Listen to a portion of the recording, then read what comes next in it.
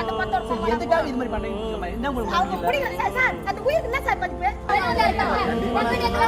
புடிங்க அவங்கள வருவாங்க வெளியூர்ல இருக்காங்க அவங்க இருக்காங்க புடிங்க அவங்க என்ன சொன்னாங்க சொல்லுங்க சார் நீங்க சொல்லுங்க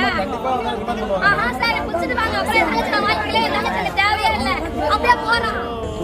ஏஆரா ஏஆர் நம்பரா FIR number 02092025 date வந்து 01112025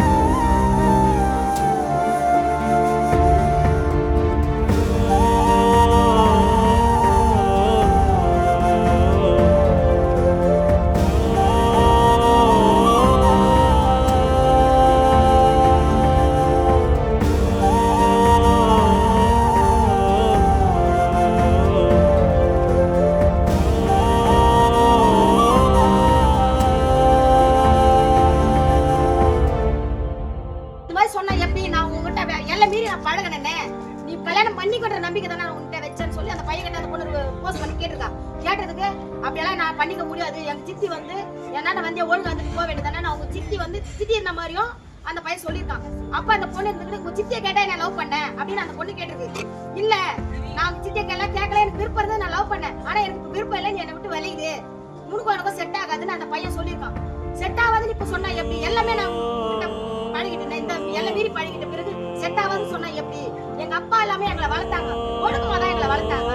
ஆனா நான் வந்து கூட கடைசி வரை வரணும்ன்ற எண்ணத்தோட தான் நான் உங்களை கூட வாழ்ந்தேன் ஆனா நீ என்னை இது மாதிரி விட்டுட்டு போக நான் துணி கூட நான் யோசிக்கல அப்படின்னு அந்த பொண்ணு பேசுறதுக்கு அதெல்லாம் என்னால முடியாது எனக்கு நீ வேணாம் அப்படின்னு சொல்லிருக்கான் அந்த பொண்ணு என்ன பண்ணிருக்கு